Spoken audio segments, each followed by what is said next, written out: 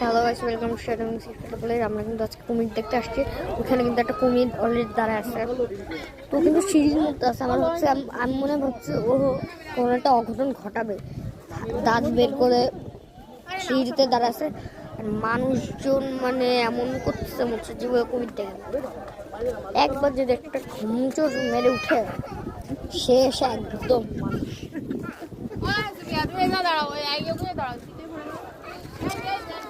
ওই যে কুমির, তো আমি দেখাচ্ছি এই যে কুমির, রিয়েল লাইফে কুমির।